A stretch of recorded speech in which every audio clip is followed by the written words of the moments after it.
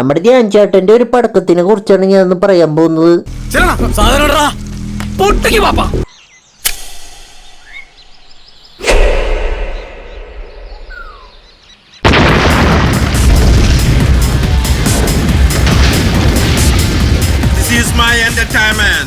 ഈ പടത്തിന് നമ്മുടെ ധ്യാൻ ചേട്ടന് ഒരു ഗാന ഗന്ധർവനാണ് ഗൈസ്.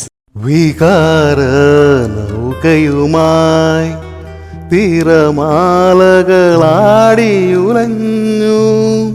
രാക്കിളി പൊന്മകളെ നിൻ പൂവിളി യാത്രാമൊഴിയാണോ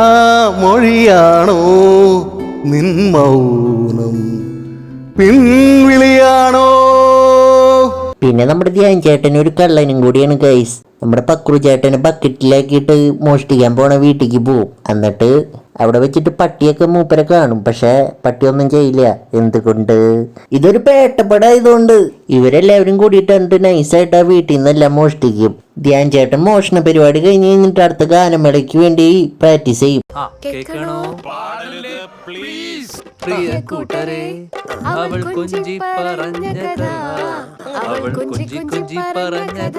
നല്ല കഴിവുള്ള പേരാ, കവിതോത്സവത്തിനൊക്കെ ഫസ്റ്റാ. ഈ അപരാധങ്ങളുടെ ഇടയിൽ ഒരു സീരിയലും കൂടി പടത്തിൽ നടക്കുന്നുണ്ട്. എന്നിട്ട് അത് വെച്ചാൽ ഈ ഡൂഡിന്റെ ഭാര്യയാണ് നമ്മുടെ ഉദ്ഘാടന ചേച്ചി. ഉദ്ഘാടന ചേച്ചിയോട് ഈ ഡൂഡിന് ഭയങ്കര സംശയ. ഉദ്ഘാടന ചേച്ചിക്ക് വേറെ എന്തെങ്കിലും റിലേഷൻ ഉണ്ടോ എന്ന് ഭയങ്കര ഡൗട്ടാണ്. അത് കാരണം മൂപ്പര് ഒളിഞ്ഞു നോക്കും.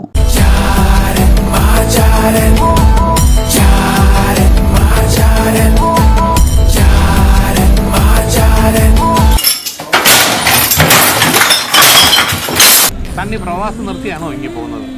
എല്ലാവർക്കും ഞാനൊരു ബുദ്ധിമുട്ടായി മാറിയല്ലേ അച്ചു. അതിൽ താമസിക്കാതെ പോയേക്കാം.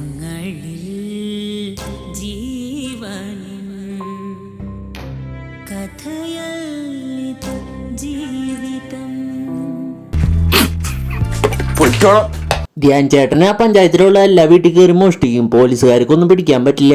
അങ്ങനെ പോലീസുകാർക്ക് ഭയങ്കര പ്രഷറാവും. ധ്യാൻ ചേട്ടനാണെങ്കിൽ ഗാനമേളയ്ക്ക് പാട്ടുപാടാൻ പോയി നടക്കാം. പലാപ്പള്ളി തിരുപ്പള്ളി പുകളെഴും ഡക്കുളി നാളാണ്, പലാപ്പള്ളി തിരുപ്പള്ളി പുകളെഴും ഡക്കുളി നാളാണ്. ആവോ ദമാരോ നാളെ കൂടണല്ലോ, ആവോ ദമാരോ നാളെ ചുട്ടണല്ലോ. ധ്യാൻ ചേട്ടൻ പിന്നെ ഒരു മാസ് കാണിക്കും. ആ പോലീസുകാരന്റെ വീട്ടിൽ പോയിട്ട് മോഷ്ടിക്കാന്ന് ഫ്രണ്ട്സിനോട് പറയും. എന്നിട്ട് മോഷ്ടിക്കാൻ പോവും. എന്നിട്ട് നമ്മുടെ ധ്യാൻ ചേട്ടൻ ആ പോലീസുകാരന്റെ വീട്ടിൽ പോയിട്ട് മോഷ്ടിക്കും. ഇതുവരെ അവന്മാരെ പിടിക്കാൻ പറ്റിയില്ലെങ്കിൽ താൻ വേറെ പഠിക്കുമ്പോഴോ. ധ്യാൻ ചേട്ടൻ എന്നിട്ട് അടുത്ത മോഷണം പ്ലാൻ ചെയ്യും. എവിടെയാന്ന് വെച്ചിട്ടുണ്ടെങ്കിൽ നമ്മുടെ ഉദ്ഘാടന ചേച്ചിയുടെ വീട്ടിൽ മോഷ്ടിക്കാനായിട്ട് പ്ലാൻ ചെയ്യും. എന്നിട്ട് അങ്ങോട്ട് പോവും. എന്നിട്ട് അവിടെ പോലീസുകാർ വരും. ധ്യാൻ ചേട്ടൻ അവിടെ ഉണ്ടെന്ന് പറഞ്ഞിട്ട് അങ്ങനെ അവർ പെടും. പോലീസുകാരൻ എന്തിനാണ് മോഷ്ടിച്ചതെന്ന് ചോദിക്കും. അപ്പൊ നമ്മുടെ ധ്യാൻ ചേട്ടൻ ഫ്ലാഷ് ബാക്ക് പറയും.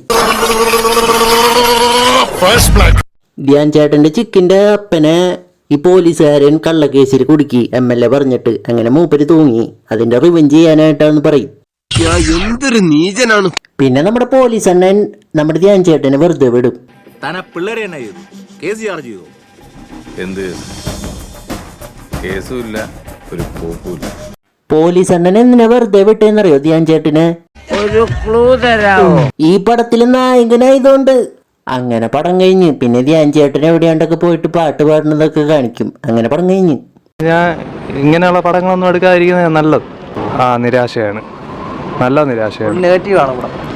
എന്നെക്കാട്ടിലും വീട്ടിൽ നിന്ന് ഒരു സീരിയൽ കാണുന്ന കണക്കാണ് എനിക്കായിട്ട് തോന്നിയത്.